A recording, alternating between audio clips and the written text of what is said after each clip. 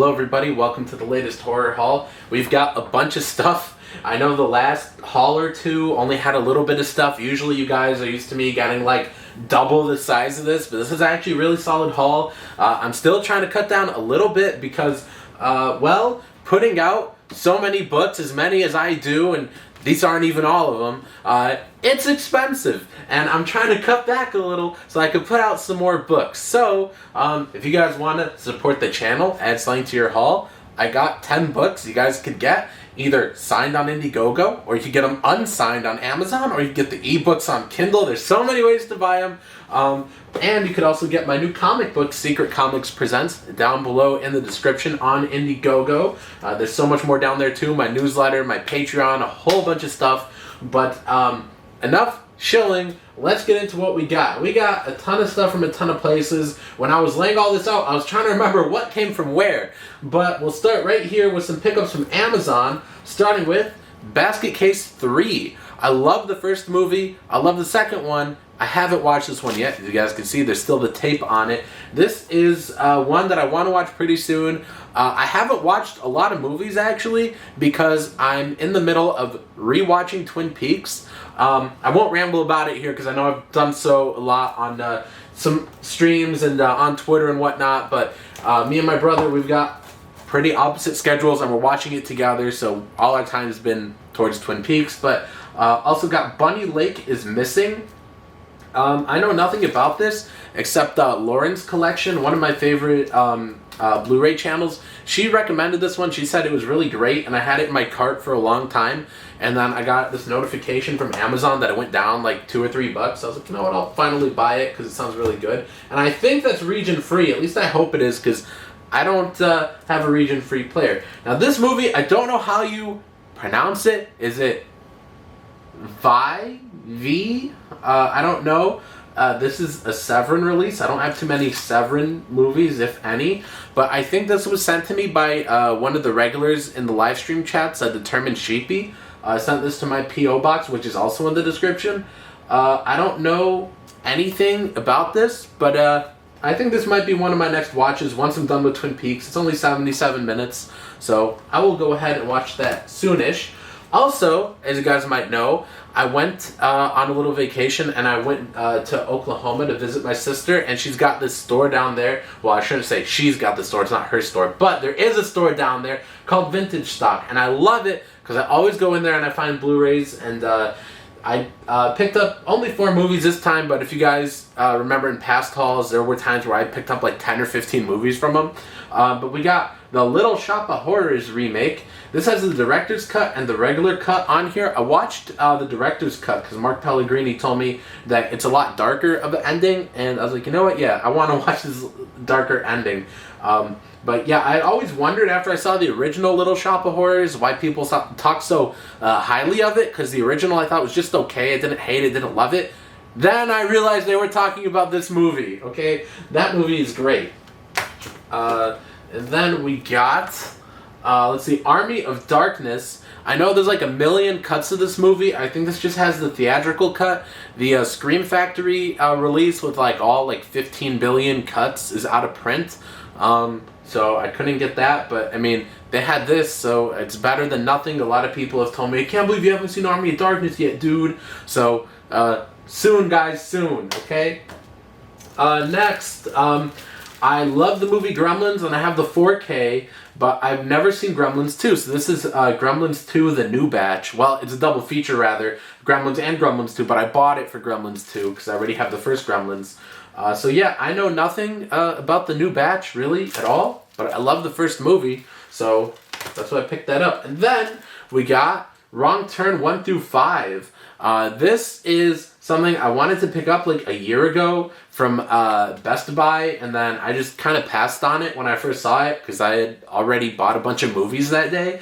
And then, I don't know, I had it in my cart on Amazon, and this thing would go like out of stock, and then it would get back in stock, and they would jack up the price, and it's like, screw it, I'll just forget about it, whatever. And then when I was at Vintage Stock, they had it. It was $19, and so I figured, why not? So I haven't seen any of these, but I think I know what I'm getting into when There's 5 movies in the franchise called Wrong Turn. You can only make the wrong turn so many times, but anyways. And then I will try and get through these ones rather quick because I did do a separate video for the Vinegar Syndrome sale. So these right here are the 10 movies I got in the sale. The only one I did watch so far was Spellcaster, which I really dug. This is actually a Charles Band movie. I didn't know that. But yeah, it's a Charles Band movie. It's really fun. It's really goofy. It's kind of stupid, but I loved it because it was so stupid.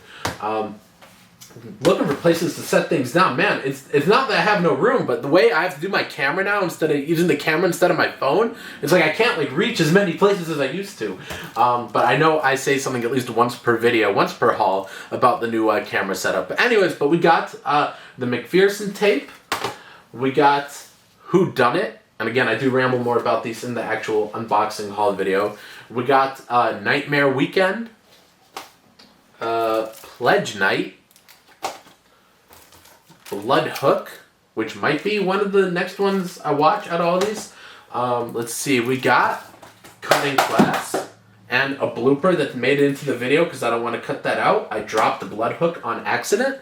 Let's see, we got The Suckling. We've got Madman. And finally, Demon Wind, which I think... no, this one actually might be the next one I watch out of all of these, actually. One movie I wanted to get during the Vinegar Syndrome sale was actually Blood Harvest.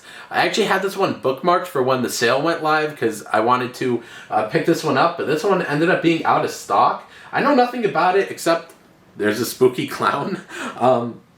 But it was out of stock. But Family Video was also having a sale on their Vinegar Syndrome titles, and they had this one in stock. So I picked this one up for like $15 or something.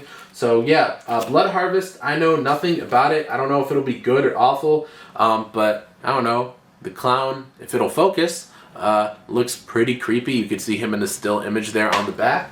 So I got that, and then I needed to spend like $10 more, or something like that, or maybe it was like $8 more. Maybe it was like $17 that Blu-ray cost, but I needed just a few more bucks to get free shipping. So I decided to spend like $35 instead, and I got the Lon Chaney Warner Archive collection.